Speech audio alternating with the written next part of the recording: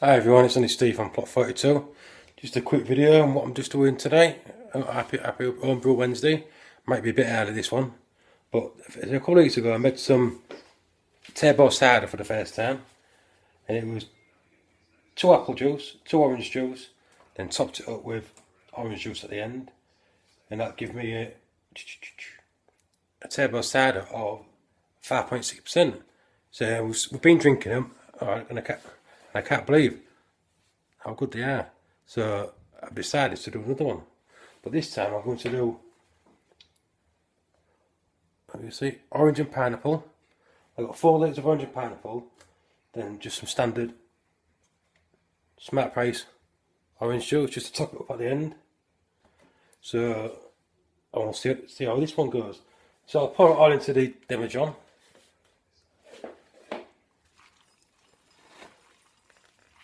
So you've seen all this before. I'll just put this one in and I'll go through a few of the things. I didn't realise until I got home it was quite a thick orange juice. Well, not thick, but you just can't see through it. But that's what the other one's like. It's like the standard apple juice is obviously quite thin, and this is made from concentrates.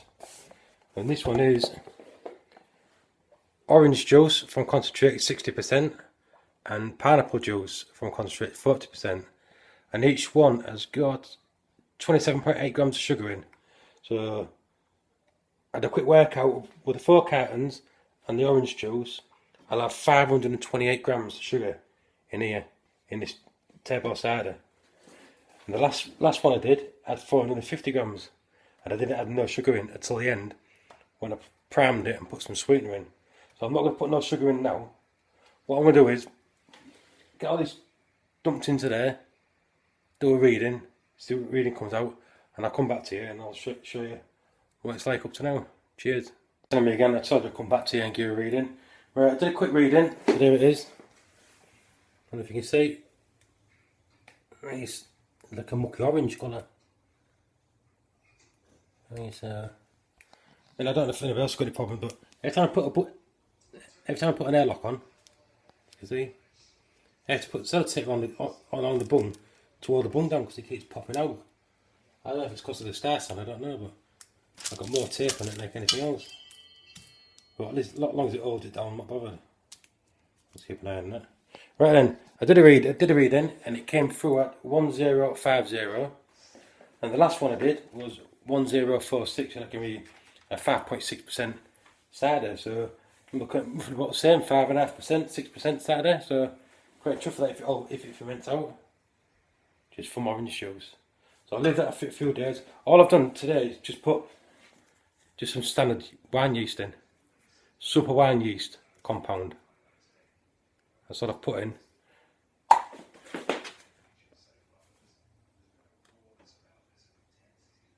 Yeah, that's all I'm just going to put in.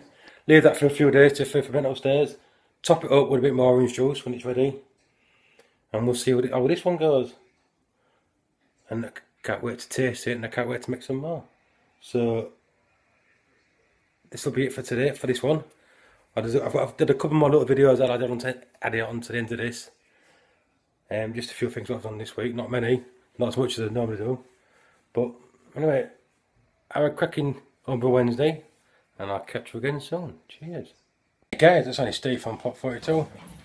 Sorry about the noise in the background. The dogs have decided to have a little fight and then play around. Right then, been putting off for weeks. Well, last few days. I need to get my Canadian blonde racked into some bottles. Cooper's bottles. I need to take a reading for the European lager. The meat wine, I can leave that alone.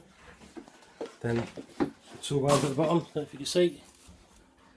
Gooseberry wine and the bramble and rhubarb, and I've wrapped them up into another demijohn. So I'll get them bottled up. Might bottle up and see how they go. And when I do this cooked Canadian blonde, I'm going to batch prime it first. First time I've done that, I normally add the sugar to the bottles, then add the liquid. But I think this time I'm going to try it See if it's a lot easier.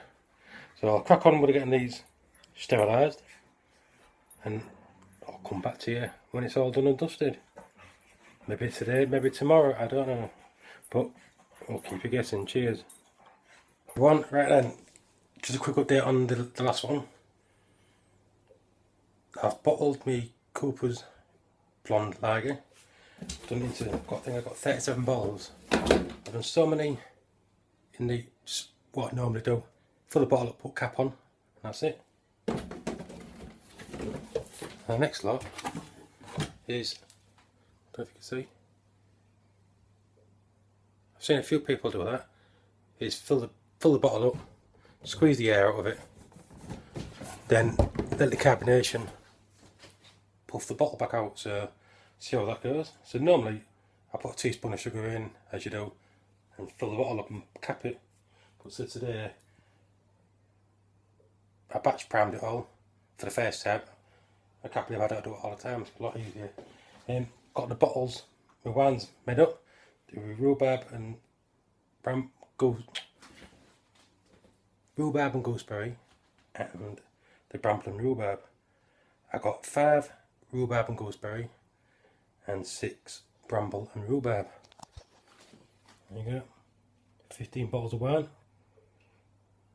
Leave it stand up for a few days and stick it in the shed. And the problem is now is I've got, say, about 24 little pet bottles. Maybe I could do half a batch somewhere if I drink some more. And wine bottles, I think I've got about 2 left. I'm going to have to add up how many bottles I've got in the shed and how many I've got up here. I think up here I've got 15, 21, and 11 there. There you are, about 32 bottles up here. I mean, so obviously half of them need to be stored, ready for about 6 months, but I need to start drinking a few of these wines. And I've got to be in the mood to drink it. I prefer drinking the beer, but I like making the wines. But what can I do? Look, demijohns. All empty now. Apart from that one, which is the mint one. It's not a bad colour actually, it's better than, it started off clear, when it was a bit cloudy, now it's even more cloudier. It's bubbling away, so I'll leave that for a little bit longer. But once that's done, I might have to leave that in the demijohn in a dark place. But we'll see. Oh, the European lager, check gravity yesterday is 1016, so I'll leave that for a bit longer, take another gravity reading, see how that goes. And when that's ready to sort out, stick it in the king keg. I've just got the couple of seals to change on there. And that's it, Bob's your uncle. And that one to be sorted. So right then, crack on with something else now. Catch you in a bit.